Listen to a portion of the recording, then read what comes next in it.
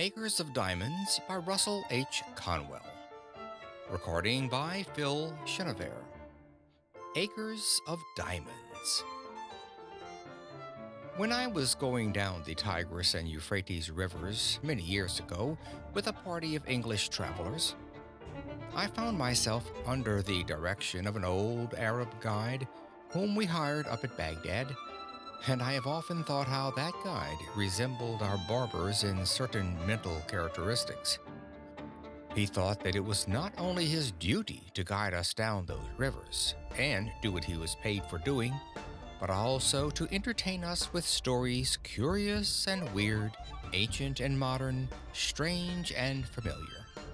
Many of them I have forgotten, and I am glad I have, but there is one I shall never forget.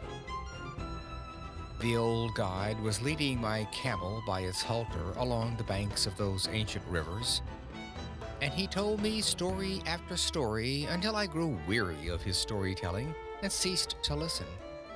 I have never been irritated with that guide when he lost his temper as I ceased listening, but I remembered that he took off his Turkish cap and swung it in a circle to get my attention. I could see it through the corner of my eye, and I determined not to look straight at him for fear he would tell another story.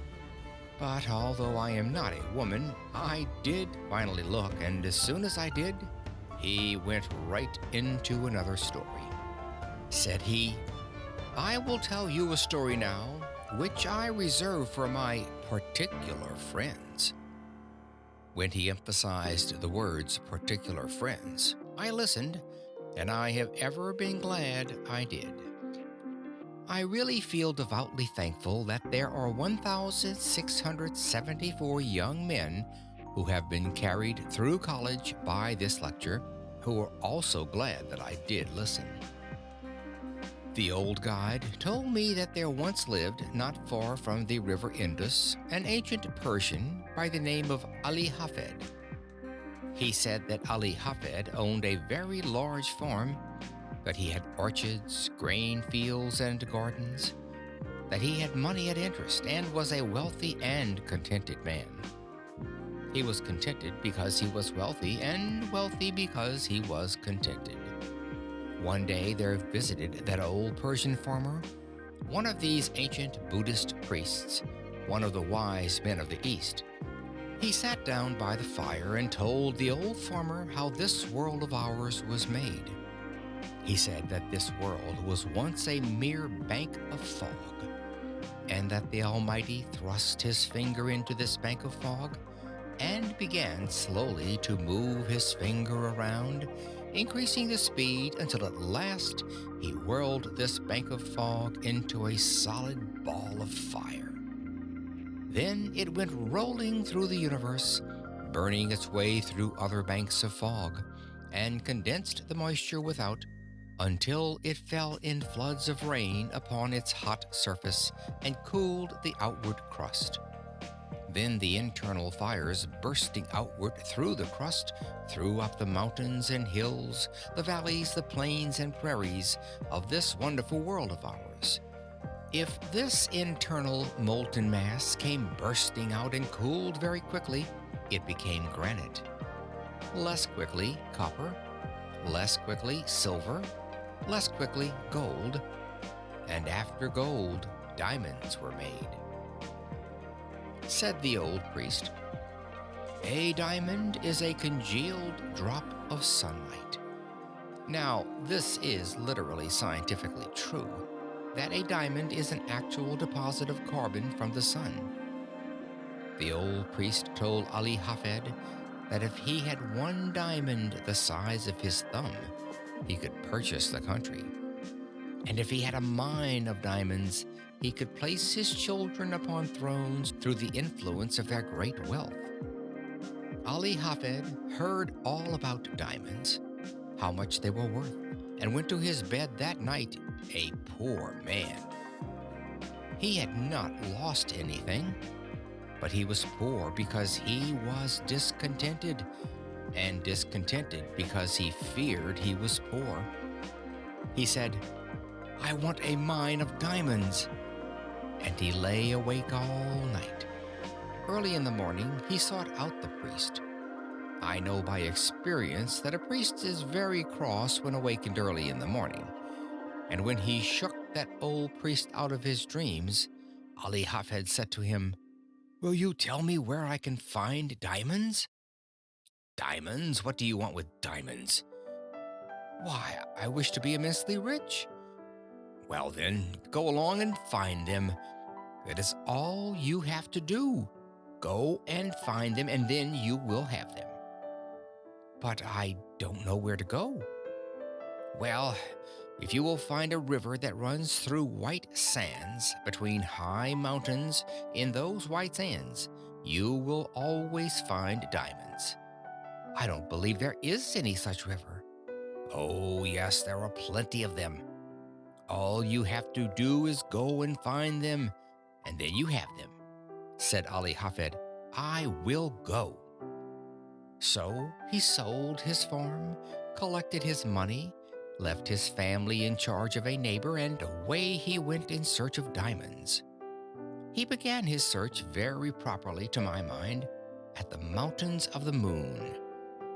Afterwards he came around into Palestine, then wandered on into Europe, and at last, when his money was all spent and he was in rags, wretchedness, and poverty, he stood by the shore of that bay at Barcelona in Spain, when a great tidal wave came rolling in between the pillars of Hercules, and the poor, afflicted, suffering, dying man could not resist the awful temptation to cast himself into that incoming tide, and he sank beneath its foaming crest, never to rise in this life again.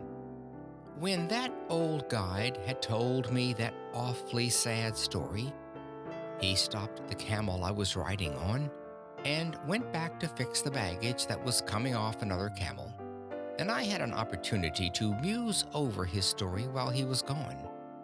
I remember saying to myself, why did he reserve that story for his particular friends?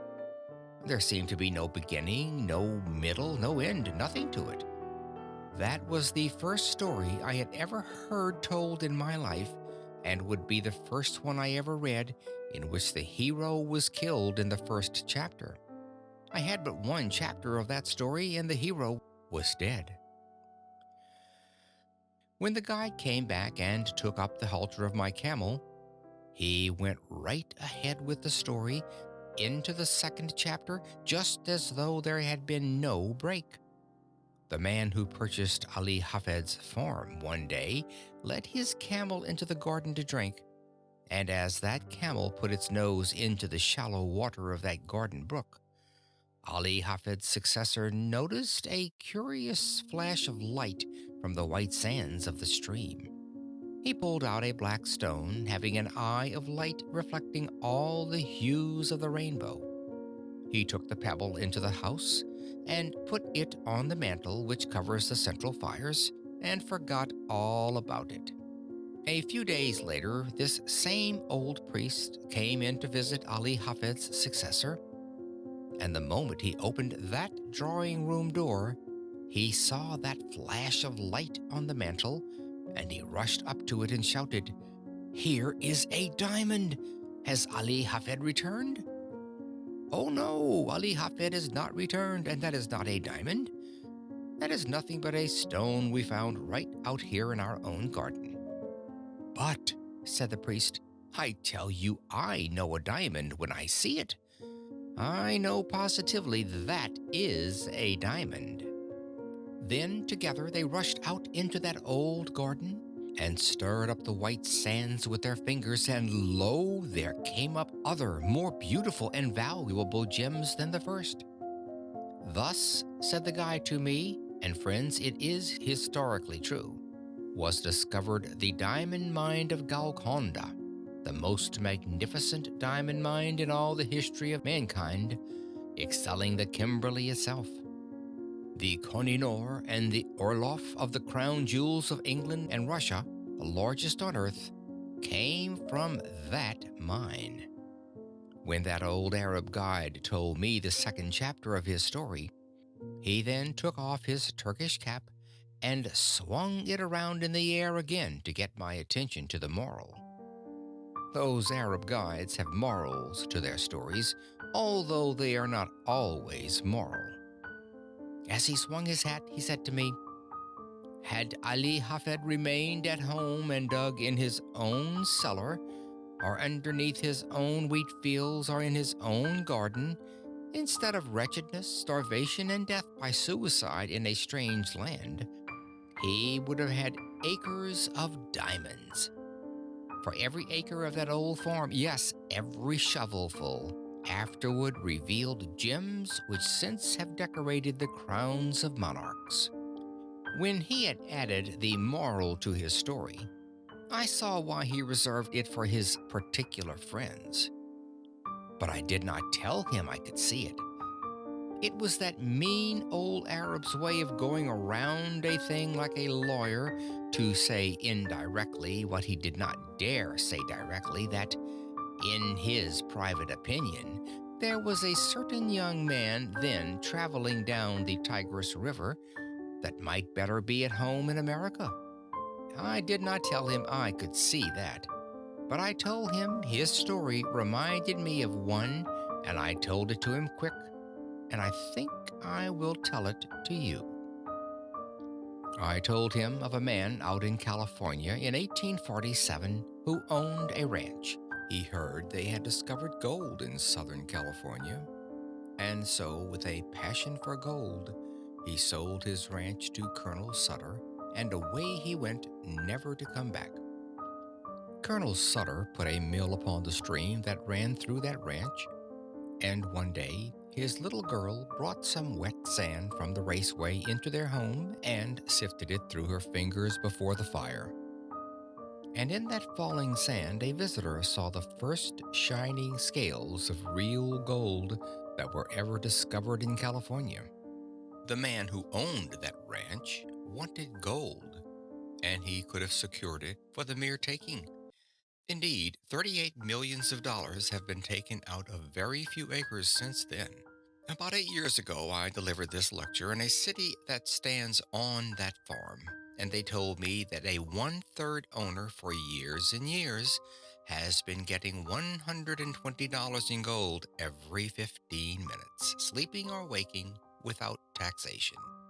You and I would enjoy an income like that if we didn't have to pay an income tax. But a better illustration really than that occurred here in our own Pennsylvania. If there is anything I enjoy above another on the platform, it is to get one of these German audiences in Pennsylvania before me and fire that at them, and I enjoy it tonight. There was a man living in Pennsylvania, not unlike some Pennsylvanians you have seen, who owned a farm, and he did with that farm just what I would do with a farm if I owned one in Pennsylvania. He sold it. But before he sold it, he decided to secure employment collecting coal oil for his cousin, who was in the business in Canada, where they first discovered oil on this continent. They dipped it from the running streams at that early time. So this Pennsylvania farmer wrote to his cousin asking for employment. You see, friends, this farmer was not altogether a foolish man. No, he was not. He did not leave his farm until he had something else to do. Of all the simpletons the stars shine on, I don't know of a worse one than the man who leaves one job before he has gotten another. That has a special reference to my profession and has no reference whatever to a man seeking a divorce. When he wrote to his cousin for employment, his cousin replied, "I cannot engage you because you know nothing about the oil business."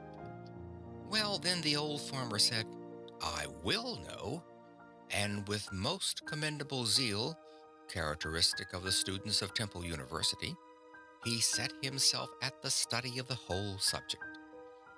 He began away back at the second day of God's creation, when this world was covered thick and deep with that rich vegetation which since has turned to the primitive beds of coal. He studied the subject until he found that the drainings really of those rich beds of coal furnished the coal oil that was worth pumping, and then he found how it came up with the living springs. He studied until he knew what it looked like, smelled like, tasted like, and how to refine it. Now, said he in his letter to his cousin, I understand the oil business. His cousin answered, All right, come on. So he sold his farm, according to the county record, for $833, even money, no sense. He had scarcely gone from that place before the man who purchased the spot went out to arrange for the watering of the cattle. He found the previous owner had gone out years before and put a plank across the brook back of the barn, edgewise into the surface of the water just a few inches. The purpose of that plank at that sharp angle across the brook was to throw over to the other bank a dreadful looking scum through which the cattle would not put their noses. But with that plank there to throw it all over to one side, the cattle would drink below, and thus that man who had gone to Canada had been himself damming back for 23 years a flood of coal oil which the state geologists of Pennsylvania declared to us 10 years later was even then worth 100 millions of dollars to our state, and 4 years ago our geologist declared the discovery to be worth to our state 1,000 millions of dollars. The man who owned that territory on which the city of Titusville now stands, and those Pleasantville valleys, had studied the subject from the second day of God's creation clear down to the present time. He studied it until he knew all about it, and yet he is said to have sold the whole of it for $833, and again I say, no sense. But I need another illustration. I found it in Massachusetts, and I am sorry I did because that is the state I came from. This young man in Massachusetts furnishes just another phase of my thought. He went to Yale College and studied mines and mining, and became such an adept as a mining engineer that he was employed by the authorities of the university to train students who were behind their classes. During his senior year, he earned $15 a week for doing that work. When he graduated, they raised his pay from $15 to $45 a week and offered him a professorship, and as soon as they did, he went right home to his mother.